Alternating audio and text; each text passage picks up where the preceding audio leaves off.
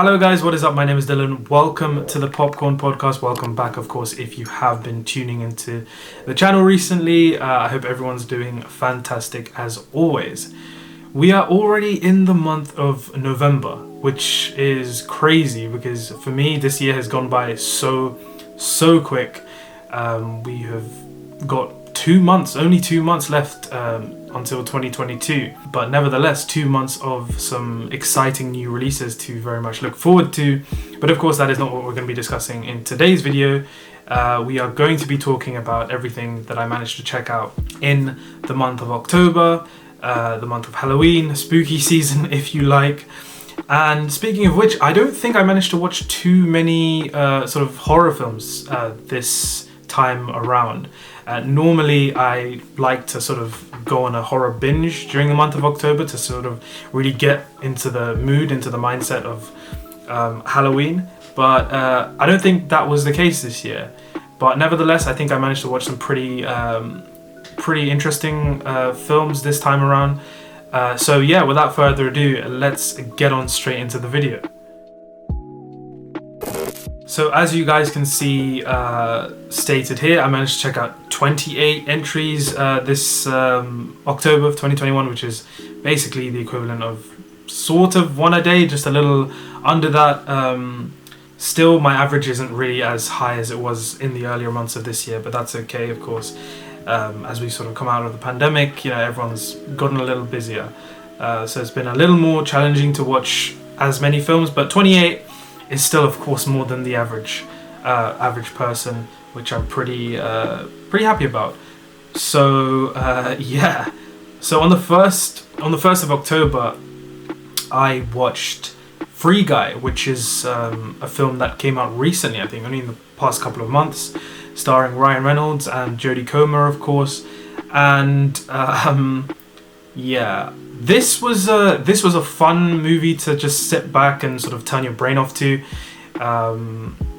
I didn't really get much out of the film, if I'm being completely honest. It is a unique film, I will give it that. It's playful, it's got some comedic moments, and Ryan Reynolds, of course, is great as always.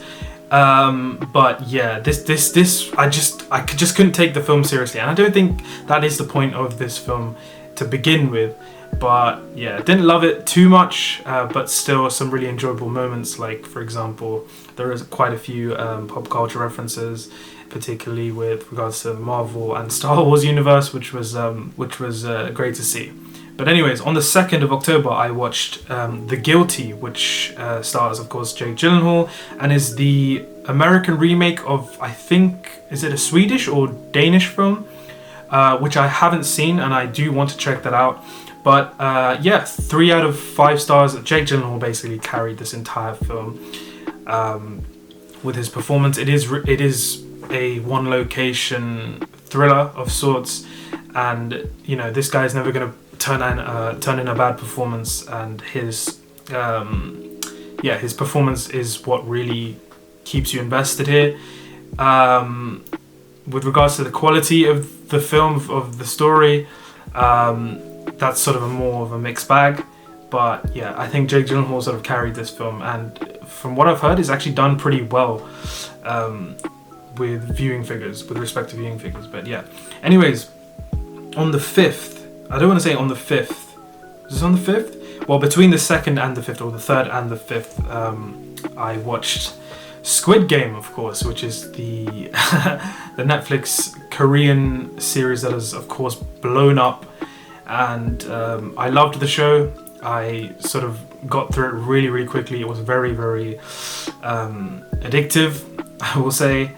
And of course, I made a video on the series, which I will leave a link to in the description box down below if you do want to check it out. I think the show is brilliant. And yeah, if you want to check out my full thoughts, like I said, it will be linked down below in the description box. On the 7th, I watched Mr. and Mrs. Smith, directed by Doug Liman, starring, of course, Brad Pitt and Angelina Jolie. Yeah, this is a fun film. It's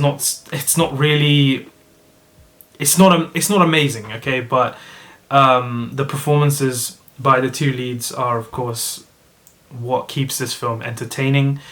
And yeah, it's a silly, quirky action film that, you know, like I said before with regards to Free Guys, where you can sort of just turn your brain off and just enjoy, sit back and enjoy the ride. But yeah, anyways, No Time to Die on the 11th. This was my second time watching, I believe.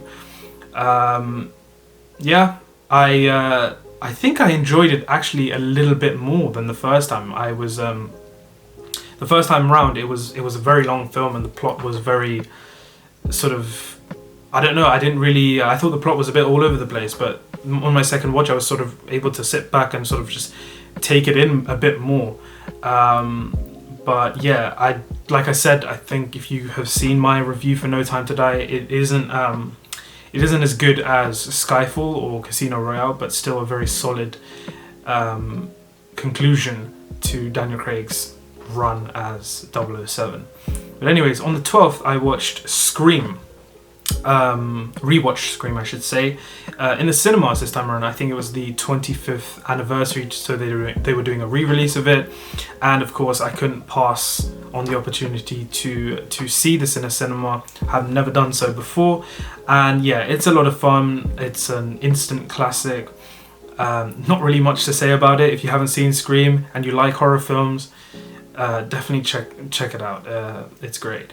But yeah, on the 15th I rewatched Venom, the 2018 Venom, directed by Ruben Fleischer. I can't pronounce his name. I think I've forgotten exactly his surname, but yeah, sorry about that. Venom in 2018, which of course I didn't love. There's a lot of problems with this film. But yeah, I guess it's fun, I guess it's entertaining, and of course this was in prep for Venom Let There Be Carnage, which I saw later on that night. And this one was directed by Andy Serkis, and I actually enjoyed this one a little more than the first. It is still far from a great film, if not an even good film, but of course if you have seen the film, I wouldn't be surprised if you hate it more than the first, but the end credit scene is pretty exciting, I'll say that. But anyways, on the 18th I watched Ridley Scott's The Last Duel, which stars Matt Damon, Jodie Comer, Adam Driver, Ben Affleck, to just name a few. And I thought this was a really interesting watch. I think it's Ridley Scott's best film since The Martian. I think, what films has he done? I don't want to even go there yet, but yeah, it was a really interesting watch. The structure of it is quite fascinating. It's told from the perspective of three characters, the same story from the perspective of three characters, and as you sort of go by into their different perspectives, you learn a lot more each time around, and I thought it was a really fascinating approach to sort of the same story but revealing different things each time around. And the performances are terrific, the action is great, and the film is just marvelously directed by, of course, Ridley Scott. It is a Ridley Scott film, so you can sort of expect certain things going in, but unfortunately this film, by the sounds of it, hasn't really done so well at the box office.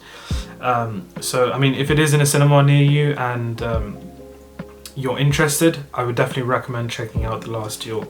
But anyways, on the 19th I rewatched Train to Busan, which is a Korean horror thriller. It's basically a zombie apocalypse that takes place in South Korea, and this is one of my favorite zombie flicks of all time. I think this film is absolutely incredible, and if you haven't seen Train to Busan, just do it. This time I really don't know what came over me, but as you go into the final act, there's obviously something that happens in the final act, and I was just crying, man. I really don't know what came over me. I got very emotional in a scene towards the end of the film. But yeah, this film is really, really great, and I highly recommend watching Train to Busan, especially if you're sort of also getting into Korean cinema. But anyways, on the 20th I watched the sequel to Train to Busan called Peninsula, which is really nowhere near as good as its predecessor. I thought this was just, yeah, this wasn't too great. I didn't love it too much. The special effects, which this film relies on very much, is really badly done, and I didn't really mind if it was for a scene or two, but like I said, there is so much reliance on special effects here. Nothing like the first film. And I just found the characters to be really dull, and I couldn't really invest myself in them. And yeah, this film, it's not terrible, it's not completely the worst film of all time or anything like that, but it's really not as good as the first film. So if you're looking for a worthy sequel, you're probably going to be disappointed. But anyways, on the 21st, I rewatched Blade Runner 2049. Straight 5 out of 5 for me. I think this film is a masterpiece by Mr. Denis Villeneuve. I absolutely love Blade Runner 2049. It is arguably the most visually stunning, most beautiful film I have ever seen. And I think it's such a great sequel to Blade Runner, of course. Yeah, nothing really more to say on that.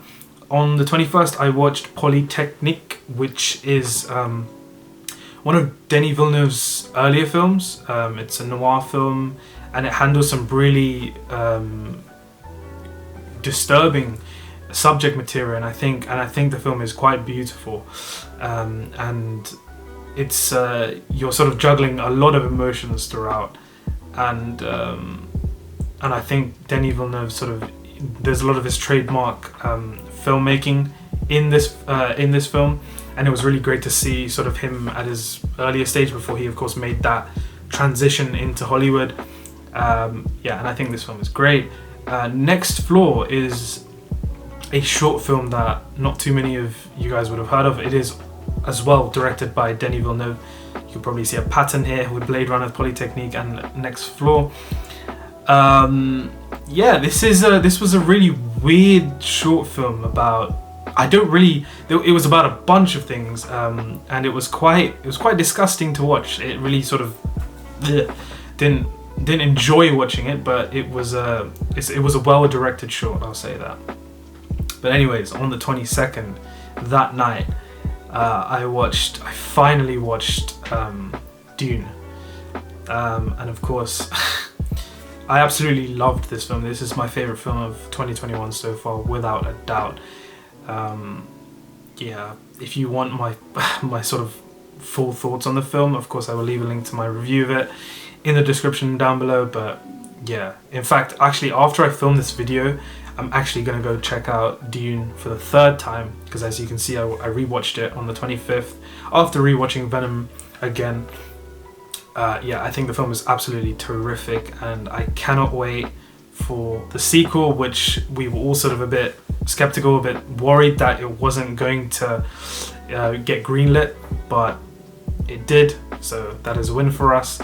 And yeah, it's a shame we have to wait basically another 2 years for it, but I'm sure it'll be worth the wait. This is Mr. Denis Villeneuve we're talking about, so yeah. Anyways, on the 26th, I decided I was gonna sort of go through all of Wes Anderson's films. I'd seen a couple which I really liked, but I hadn't seen his whole entire filmography. So of course we started with Bottle Rocket, which I gave a 3 out of 5 stars to. This was a weird film. I liked a lot of aspects of it, but I think this is sort of Wes Anderson at his early stages of directing, really trying to figure out who he is as a filmmaker. So yeah, 3 out of 5 stars for Bottle Rocket. But then on the 27th, I watched Rushmore, which is his second film. I like this one a little bit more, quite a bit more actually. I actually had quite a lot of fun with it. Jason Schwartzman's performance in this is really funny and emotional, and I'm excited to come back to it at some point soon. On the 28th, The Royal Tenenbaums, which is one of Wes Anderson's most well-known films, and I love this film. I think it has a really strong emotional core.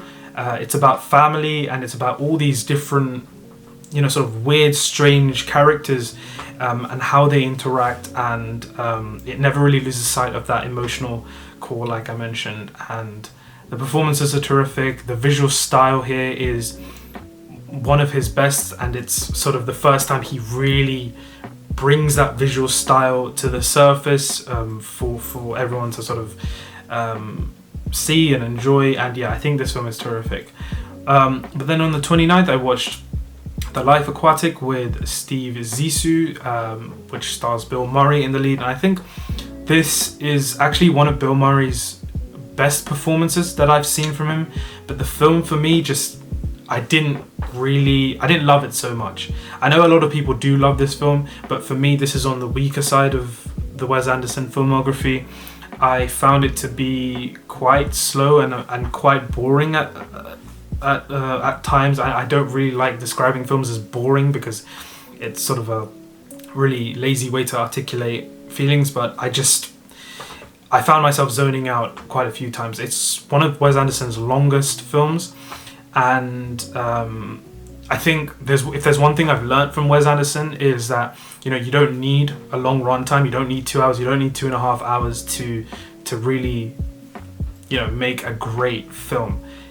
So yeah, wasn't a huge fan of The Life Aquatic, but still it's still pretty good. I think it's I could see why a lot of people enjoy it. But anyways, on the 29th again, I actually watched 3 films that day. The Darjeeling Limited. It is obviously a reference to something in the film, a train. But yeah, this film actually has one of the biggest hearts of any Wes Anderson film out there. And I think the performances by the 3 leads, Owen Wilson, Adrian Brody, and Jason Schwartzman, is really what makes this film work. And yeah, 3.5 out of 5 stars for the Darjeeling Limited. But anyways, rounding off the 29th, I rewatched Fantastic Mr. Fox, which I absolutely love this animated flick. The stop motion is terrific. I had so much fun with this film. I can't remember when I watched it, actually. I was a kid when I first watched this, and hadn't seen it since. And yeah, this is my second favorite Wes Anderson film, after The Grand Budapest Hotel, which I didn't actually rewatch because I rewatched it a couple of months ago. But just to let you know, yeah, this is my second favorite Wes Anderson film after The Grand Budapest Hotel, which I think is his masterpiece. But anyways, on the 30th, I watched Moonrise Kingdom. Yeah, 3.5 out of 5 stars. I think the story was a lot easier to follow, and I appreciated that. It was just a lot more simpler and easier to sort of get to grips with. But I thought that this was a pretty, sort of from a visual perspective, I didn't think that this one was as interesting as some of Wes Anderson's other films.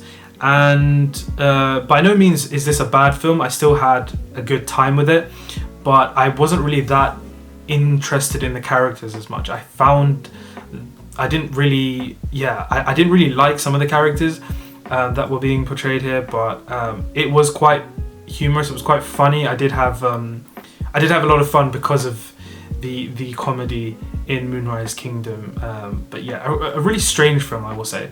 But anyways, later on I watched Isle of Dogs for the first time, and this is one of Wes Anderson's best looking films in my opinion. The stop motion has significantly improved over Fantastic Mr. Fox, although that film does very much hold up.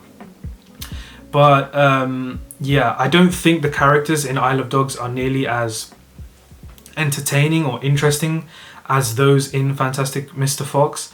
I think it was a little too long as well. I found myself zoning out a little bit. But yeah, it was a visual delight to watch this film, I'd say. But anyways, rounding off that night, I watched The French Dispatch. Finally, this is obviously Wes Anderson's latest film, and I went to a cinema that I'd never been to in London before to watch this. It is, I think, one of the oldest cinemas in London. I think it's been there since like 1910 or something like that, if I'm not mistaken. And I enjoyed The French Dispatch. I think it has a couple of pacing issues, and the structure of the film is both a blessing and a curse in my opinion. I wasn't able to sort of connect with any particular character just because there's so many of them and they're sort of spread over 3 separate stories, which I think is of course the point.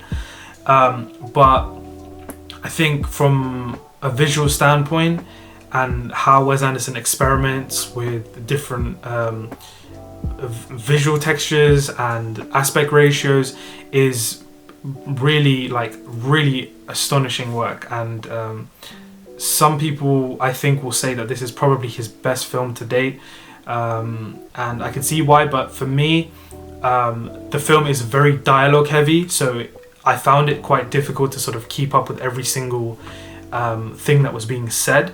So there were times where the film did lose me, but having said that, overall I can look at this film, The French Dispatch, and really appreciate it for what it is, and I think it is probably the most Wes Anderson of Wes Anderson films.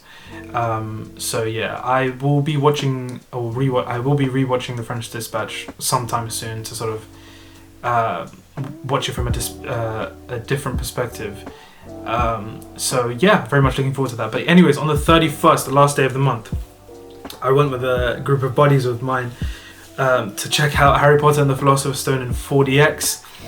I sort of want to save my thoughts for the Harry Potter films for some videos in the future, because this series does mean so much to me, and especially this first film is, of course, I owe a great deal to it because it is essentially the one that sort of kick-started the entire series. I absolutely love the Harry Potter films, and the Philosopher's Stone is no exception here. 4DX, I'm not the biggest fan of 4DX. I think it sort of really takes you out of the film and stops you from focusing on the story and the characters, but since I'd seen this film so many times, I didn't really mind watching it in 4DX. I thought the Quidditch sequences in particular were pretty fun to experience in 4DX. But aside from that, yeah, I don't really like 4DX that much. But anyways, the last film that I watched in the month of October was Edgar Wright's Last Night in Soho, and I think this was quite a good film to end the month on, because it is a part horror, part slasher, part thriller, part comedy. It is unlike anything Edgar Wright has ever done before, and for that I really sort of appreciate that aspect, because I would love to see more big name filmmakers sort of get out of their comfort zone and tackle genres that they haven't before. And even though I don't think every single aspect in Last Night in Soho sort of works as well as I think was intended, I had a really good time with it, I will say that, and I think the performances are terrific, particularly from Thomasin McKenzie and Anya Taylor-Joy, who I think both are just phenomenal in the film. The cinematography as well is just delightful. The use of colour, neon colours, was really such an experience to sit through, and sort of one of my favourite aspects of this film is, of course, that it is shot entirely, or for the most part, in London, which is of course where I'm from, and I know the location very well, so sort of seeing all of these different areas in this one film was really great experience. And yeah, 4 out of 5 stars for Last Night in Soho. I enjoyed myself quite a bit. But anyways, guys, that is it. Those were all the new movies, new series that I checked out in October. Let me know what you managed to check out as well, and if you have any thoughts on the ones that I've just discussed, I would love to have a chat and yeah, get your opinion on it. But anyways, I'm very much looking forward to November and December, because of course we have a lot of new films coming out. The big ones are still round the corner, and it's a great time to be a film fan. So yeah, that is it, guys. Thank you so much for checking out the video. Of course, if you are new, consider subscribing, and of course if you did enjoy the video, feel free to leave a like. But yeah, thank you guys once again. Thank you so much for checking out the video, and I'll catch you very soon in the next. Peace.